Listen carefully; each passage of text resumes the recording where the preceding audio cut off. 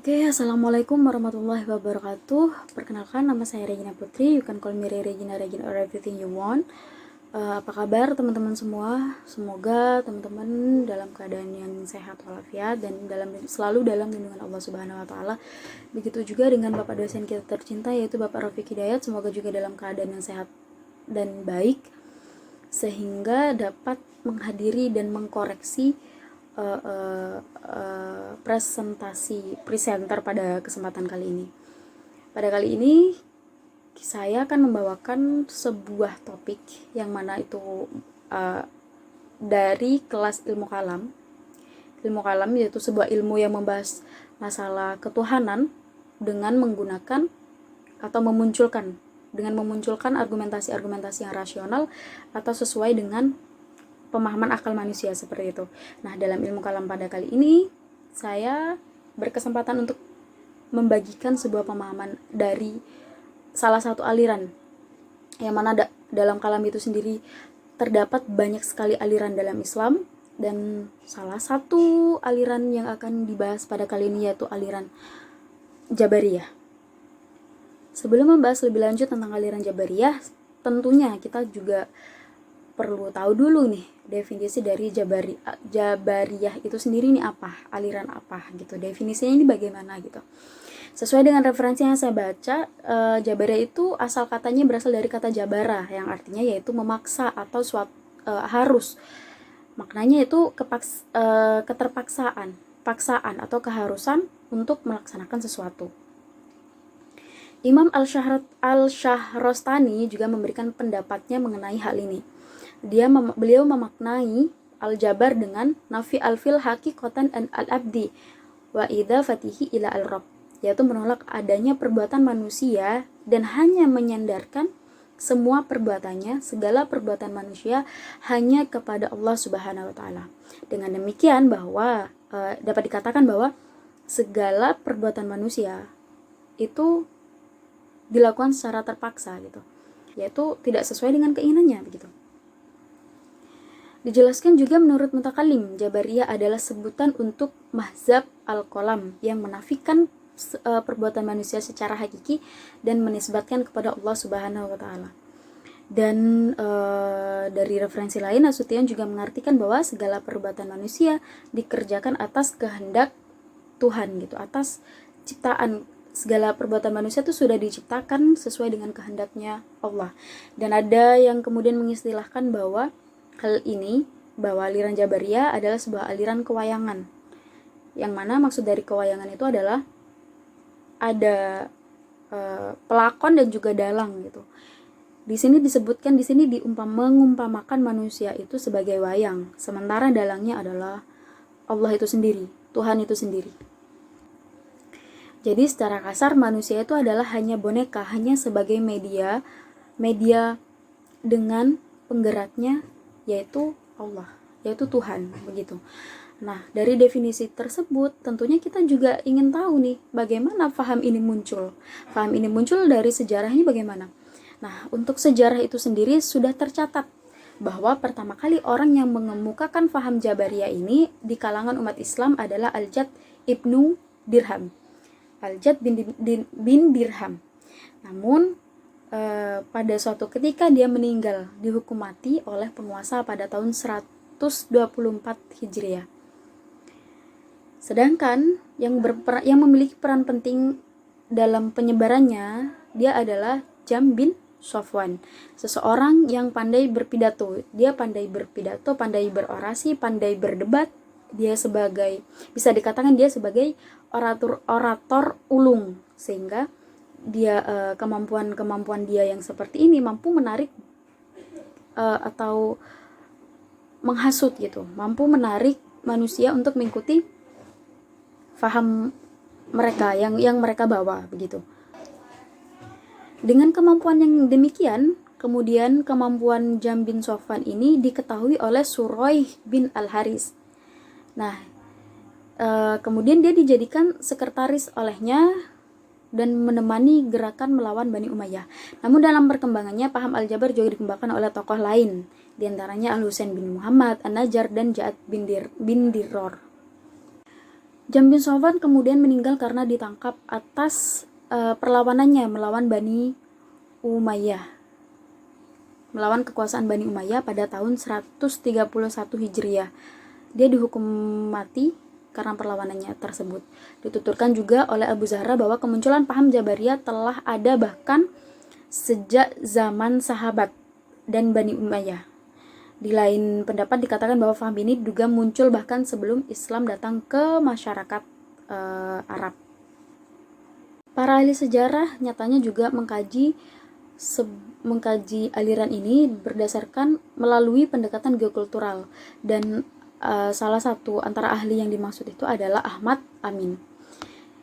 Ia mengembangkan bahwa kehidupan bangsa Arab itu diliputi oleh gurun pasir Sahara yang begitu gersang, begitu kering, sehingga hal tersebut memberikan pengaruh besar terhadap cara hidup atau kehidupan masyarakat dari bangsa Arab itu sendiri.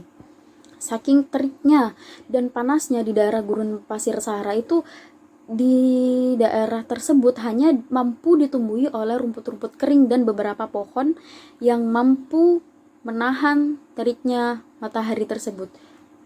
Hanya beberapa pohon kering saja yang mampu menghadapi cuaca di tanah Arab itu. Dalam kondisi yang demikian, kemudian masyarakat Arab itu merasa lemah dan merasa tidak mampu untuk mengubah keadaan mereka gitu. Mereka merasa tidak memiliki daya, mereka merasa tidak menemukan jalan untuk merubah kesukaran hidup mereka, sehingga hal ini kemudian memunculkan faham fanatisme, menumbuhkan faham fanatisme kepada masyarakat di Arab tersebut. Dalam referensi lain juga ditemukan bahwa benih-benih faham Jabariyah ini sebenarnya sudah ada, bahkan muncul pada zaman sahabat Nabi. Beberapa kejadian yang dapat saya sebutkan, diantaranya yang pertama, pada kasus pertama yaitu ketika Nabi menjumpai sahabatnya yang sedang bertengkar dalam masalah takdir Tuhan. Pada masa itu beliau, Nabi, melarang mereka untuk memperdebatkan persoalan tersebut agar terhindar dari kekeliruan penafsiran tentang ayat-ayat Tuhan mengenai takdir. Pada kasus yang kedua itu terjadi kepada Khalifah Umar bin Khattab yang pernah menangkap seorang pencuri. Dan ketika diinterogasi, pencuri tersebut memberikan jawaban yang cukup mengherankan, karena pencuri itu mengatakan bahwa Tuhan telah menentukan aku mencuri. Mendengar itu, Umar memberikan dua jenis hukuman. Yang pertama, beliau memberikan hukuman potongan tangan dan hukuman dera karena menggunakan dalil takdir Tuhan. Kemudian pada kasus ketiga, itu terjadi ketika Ali bin Abi Thalib ditanya tentang qadar Tuhan dan dalam kaitannya dengan siksa dan pahala. Kemudian Ali menjelaskan bahwa sekiranya qada dan qadar itu merupakan paksaan, maka tidak ada pahala dengan siksa. Gugur pula janji dan ancaman Allah, dan tidak ada pujian bagi orang yang baik, dan tidak ada celaan bagi orang yang berbuat dosa. Dan pada kasus terakhir, adanya bibit pengaruh paham Jabariyah yang telah muncul dari pemahaman terhadap ajaran Islam itu sendiri. Dari pemahaman tersebut dapat diketahui bahwa bibit paham Jabariyah ini sebenarnya sudah muncul bahkan sejak awal periode Islam, dan baru dipelajari serta dikembangkan di masa pemerintahan Daulah Bani Umayyah oleh tokoh yang sudah disebutkan tadi. Aliran ini memiliki faham serba takdir, apa-apa serba takdir gitu, yang mana memiliki pendapat bahwa manusia tidak memiliki hak bebas untuk menentukan segala perbuatannya, untuk menentukan jalan hidupnya, untuk menentukan manusia ini harus bagaimana. Itu sebenarnya sudah mereka berpaham bahwa segala perbuatan manusia itu intinya ditentukan oleh Allah, oleh Tuhan yang menjadikan segala perbuatan mereka begitu.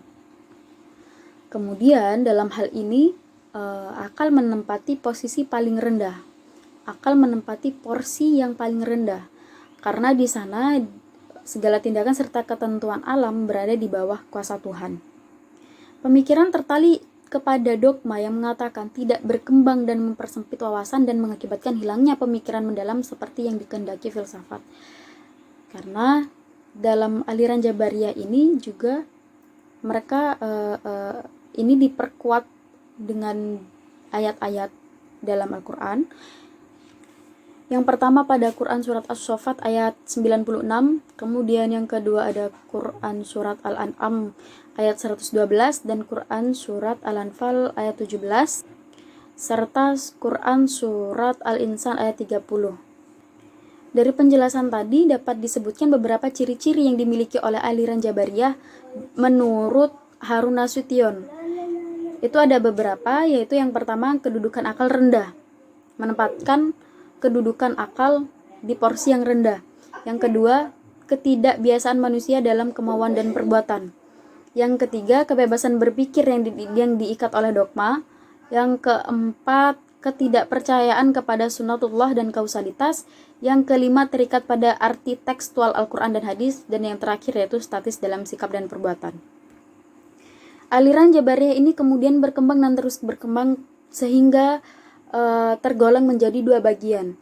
Yang pertama yaitu golongan yang ekstrim atau golongan yang fanatik. Sedangkan golongan yang kedua yaitu golongan aliran Jabariyah yang moderat. Dan dari kedua golongan aliran Jabariyah ini, dia juga memiliki pandangan dan tokoh pada masing-masing. Tokoh masing-masing sebagai pemegangnya begitu.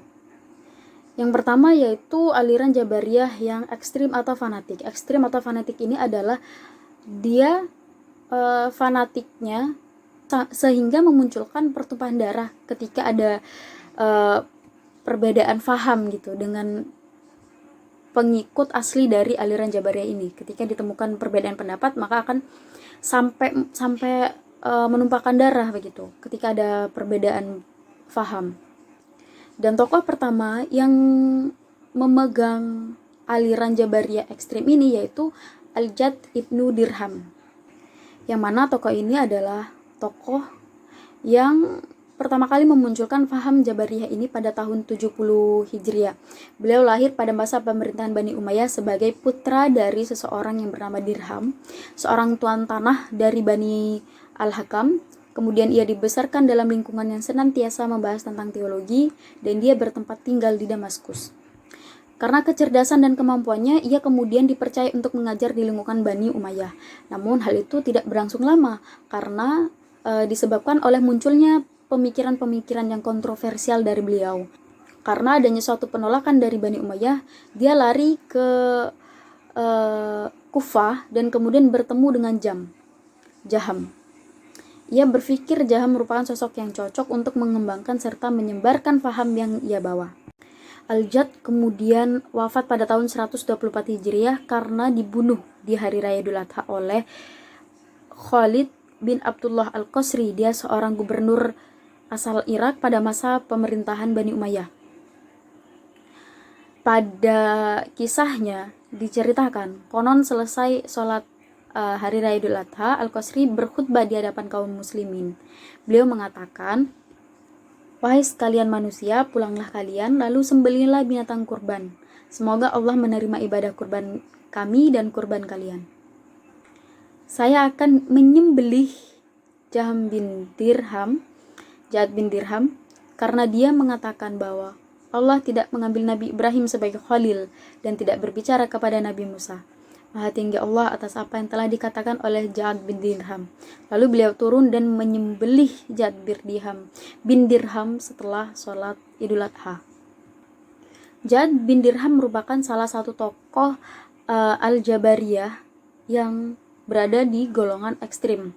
Beberapa ajaran-ajaran ekstrim dari Ibnu Dirham ini, Jad bin Dirham, diantaranya yaitu beliau mengatakan Al-Quran merupakan makhluk dan sebab itu merupakan hal baru yang tidak boleh disifatkan kepada Allah. Sifat Al-Quran itu tidak qadim, karena yang qadim hanya Allah Subhanahu wa Ta'ala. Allah tidak memiliki sifat yang serupa dengan makhluk seperti berbicara, mendengar maupun melihat.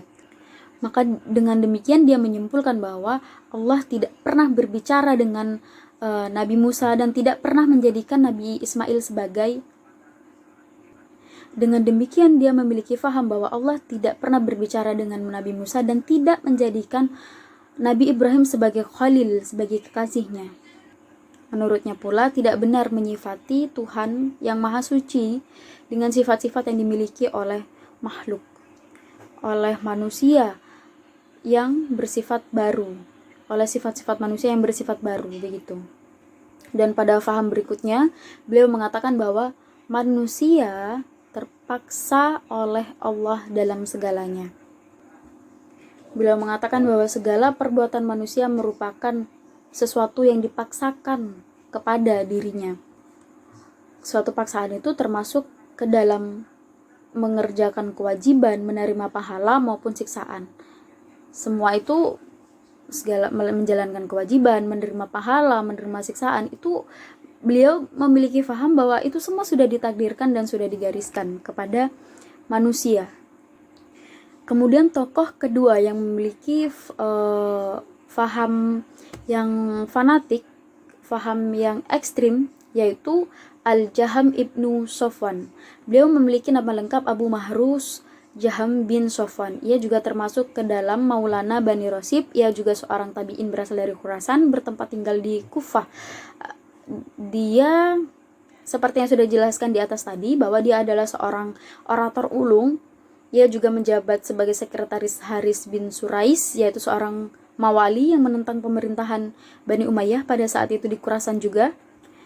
Namun kemudian dia dibunuh karena permasalahan politik, yang murni karena permasalahan politik dan tidak ada kaitannya dengan agama. Sejarah juga mengatakan bahwa Al-Jaham turut dalam gerakan perlawanan terhadap kekuasaan Bani Umayyah dan terbunuh karena hukuman mati setelah ditangkap pada tahun 131 Hijriah. Dia masuk ke dalam tokoh golongan Al-Jabariyah yang ekstrim dengan membawakan beberapa pemikiran. Beberapa pemikiran yang dia bawa diantaranya adalah, yang pertama, beliau mengatakan bahwa hanya ada satu zat yang dimiliki oleh Allah, maka bukanlah sesuatu yang benar jika menyifati Allah dengan sifat-sifat makhluk. Kemudian yang kedua, tidak mungkin ada yang melihat Allah. Surga dan neraka adalah fana. Penghuni surga dan neraka akan hancur dan lenyap, sehingga hanya Allah dan yang ada sebagaimana keberadaannya. Dan faham yang terakhir yaitu beliau mengatakan sesungguhnya iman itu diperoleh dalam batin. Manusia yang sudah memiliki makrifat kepada Allah tidak akan hilang yang disebabkan oleh ucapan lisan, dan iman itu terbagi. Iman para nabi dan umatnya sama saja. Dua tokoh tadi merupakan tokoh dari golongan Al-Jabariyah yang fanatik dengan pemikirannya. Kemudian selanjutnya yaitu golongan Al-Jabariyah yang moderat atau yang fleksibel. Maksud dari golongan yang moderat ini adalah golongan yang mampu mengkombinasikan perbedaan faham-faham yang muncul pada saat itu. Dan tokoh yang berada pada golongan moderat ini yang pertama yaitu Abu Abdillah Hasan ibnu Muhammad An-Najjar. Tokoh ini hidup pada masa Khalifah Al-Ma'mun pada tahun 198 Hijriah sampai 280 Hijriah. 118 Hijriah, maaf. Ia merupakan murid dari seorang Mu'tazilah bernama Bashar Al-Marisi. Sebenarnya dia berpindah-pindah faham dari faham Mu'tazilah, kemudian keluar berpindah kepada faham Jabariyah, lalu pindah lagi kepada faham Ahlus Sunnah wal Jamaah, hingga akhirnya dia membuat faham sendiri. Adapun beberapa pandangan-pandangan yang beliau bawa, yang pertama yaitu Allah tidak memiliki sifat melainkan berkuasa, berkata, dan mendengar dengan zat Allah itu sendiri. Yang kedua, seorang mukmin yang mati dalam keadaan berdosa besar namun belum sempat bertaubat, sudah dipastikan dia pasti akan masuk ke dalam neraka. Yang ketiga, beliau mengatakan juga Tuhan tidak mungkin dapat dilihat dengan mata walaupun sudah berada di dalam surga. Kemudian yang keempat, meskipun Allah menciptakan segala perbuatan manusia, tetapi manusia masih memiliki andil, masih memiliki bagian dalam menentukan perilaku mereka, berperilaku. Dalam arti lain, manusia masih memiliki peran aktif begitu dalam perbuatannya. Manusia memiliki daya dan kehendak yang bahkan efektif. Dengan demikian dikatakan bahwa manusia tidak sepenuhnya terpaksa dalam perbuatannya, melalui masih memiliki hak dalam menentukan dan memilih perbuatan yang ingin mereka lakukan, yang ingin manusia lakukan. Dan kemudian pemikiran yang terakhir bahwa Tuhan menciptakan manusia yang menciptakan perbuatan positif dan perbuatan negatif. Beliau berpikir bahwa perbuatan positif dan negatif itu diciptakan secara bersamaan. Tetapi dalam melakukan perbuatan itu manusia masih memiliki bagian, yaitu memilih. Manusia ini masih bisa memilih mereka mau melaksanakan sesuatu yang positif atau negatif itu. Nah, daya ini disebut dengan kosop, acquisition, menurut faham yang dibawa oleh Abu Abdillah ini. Kemudian tokoh yang kedua yaitu Ad-Dirar. Tokoh Jabariyah ini memiliki nama lengkap Dirar Ibnu Umar. Jadi nama lengkapnya dari Ad-Dirar ini adalah Dirar Ibnu Ammar. Dirar Ibnu Ammar. Sebenarnya tidak diketahui secara pasti biografinya seperti apa, tidak diketahui secara lengkap. Beliau memegang faham moderat yang menengahi faham Qadariyah dan yang dibawa Ma'bad al-Juhaini dan Ghazlan al-Dimashqi dengan faham Jabariyah yang dibawa oleh Jaham Ibnu Safwan. Beliau juga membawa beberapa pandangan, dan pandangan-pandangan atau ajaran yang dibawanya yaitu yang pertama, beliau mengatakan bahwa manusia memiliki bagian dalam segala perbuatannya dan tidak semata-mata melakukan perbuatannya. Segala perbuatan dilakukan oleh dua pelaku, yang mana pelaku pertama yaitu dilakukan oleh manusia, dan yang kedua yaitu yang sudah diciptakan oleh Tuhan. Kemudian yang kedua, beliau mengatakan Tuhan dapat dilihat di akhirat melalui indera keenam. Dia juga berpendapat bahwa hujjah yang dapat diterima setelah Nabi adalah ijma' saja, sedangkan yang bersumber dari hadis ahad dipandang tidak dapat dijadikan sumber dalam menetapkan hukum. Terakhir, dia mengatakan bahwa imamah boleh dipegang oleh orang lain, bahkan siapapun selain bangsa Quraisy itu sendiri. Itu adalah beberapa tokoh yang membawa faham Al-Jabariyah dari golongan ekstrim atau fanatik tadi, dan dari golongan yang moderat atau yang fleksibel. Kemudian setelah itu kita tentunya juga muncul pertanyaan, lantas bagaimana pengaruh Al-Jabariyah ini sebenarnya dalam kehidupan sehari-hari? Dan berdasarkan referensi yang saya baca, Al-Jabariyah ini membawa banyak pengaruh yang cukup negatif. Paham bahwa manusia tidak mempunyai kebebasan dan kekuasaan apapun menyebabkan manusia menjadi apatis.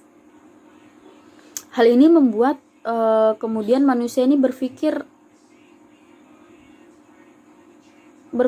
dengan rasa pesimis gitu, karena mereka merasa dan menganggap semuanya sudah ditakdirkan sejak zaman azali, sejak zaman lama sekali, sehingga muncul pemikiran bahwa mereka tidak ada gunanya untuk berusaha, karena bagaimanapun juga semuanya sudah ditakdirkan oleh Tuhan. Dan orang-orang yang kemudian menganut faham ini menjadi malas, tidak kreatif, menyerah sebelum bertanding, bahkan pasrah terhadap apapun juga. Kayak ya sudahlah, mereka terlalu sering untuk mengatakan ya sudahlah, bagaimana lagi gitu, karena memang ini semua sudah ditakdirkan. Seperti contoh yang sudah disebutkan tadi, bahkan pencuri mengatakan ia melakukan dosa, dia melakukan sebuah tindakan pencurian juga karena sudah ditakdirkan. Beliau mengatakan ditakdirkan melakukan dosa tersebut. Dan semua kekeliruan itu berasal dari pemikiran bahwa manusia diibaratkan benda mati, manusia diibaratkan sebagai boneka, manusia diibaratkan sebagai wayang, yang mana notabene-nya benda mati itu tidak bisa menggerakkan, tidak bisa bergerak sendiri kecuali ada sesuatu yang menggerakkan, seperti itu. Padahal sama-sama sudah jelas kita ketahui bahwa manusia memiliki kebebasan untuk memilih atau melakukan tindakan apapun, suatu aktivitas apapun. Pendapat Jabariyah ini juga sempat ditentang oleh Muhammad Abduh. Menurutnya, kekuatan-kekuatan alam yang membatasi kemauan dan kekuasaan manusia membuat manusia sadar bahwa di alam wujud ini terdapat sesuatu kekuatan lebih tinggi yang tidak dapat dijangkau oleh kekuatan manusia, dan di balik usahanya masih ada kekuasaan yang tidak dapat ditandingi oleh kekuatan manusia. Dalam kedua ungkapan itu dapat dipahami bahwa kekuatan-kekuatan yang membatasi kebebasan manusia adalah kejadian-kejadian yang terjadi secara alami. Kejadian-kejadian alami ini berlaku sesuai sunnatullah hukum alam yang diciptakan sesuai dengan pengetahuan dan kehendak Allah itu sendiri. Dan sebenarnya segala yang ada dalam pengetahuan Tuhan itu pastinya terjadi karena pengetahuan Tuhan menggambarkan kenyataan al-waqi, dan kenyataan tidak pernah berubah. Sudah jelas bahwa manusia, menurut pendapat Muhammad Abduh, mereka berbuat atas pilihan mereka sendiri. Tuhan semenjak azal sudah mengetahui pilihan itu, dan karena hal itu adalah kenyataan, maka tidak boleh terjadi, maka tidak boleh tidak pernah terjadi, tidak pasti terjadi. Dengan demikian, kodok dan kodar dalam pemahaman Muhammad Abduh tidak membatasi kebebasan manusia dalam kehendak dan perbuatan. Jika mencermati pemikiran Muhammad Abduh di atas, maka makin jelaslah bahwa pemahaman orang-orang Jabariyah ekstrim merupakan pemahaman yang keliru. Itu tadi merupakan segelintir pemahaman dari aliran Jabariyah yang saya kutip dari beberapa referensi yang saya temukan. Hanya sedikit ya, karena memang pemahaman saya terbatas ya. Dan mungkin dari teman-teman sekalian mau menambahkan jika memang ada yang lebih tahu, dan mau mengkoreksi jika memang ada yang salah. Dan di sini saya mengajak teman-teman untuk bekerja sama, untuk belajar bersama mengenai aliran Jabariyah tadi, dan wabil khusus kepada Bapak dosen Rafiq Hidayat untuk mengkoreksi di bagian-bagian yang salah. Dan sekian presentasi dari saya, kurang lebihnya saya mohon maaf. Assalamualaikum warahmatullahi wabarakatuh.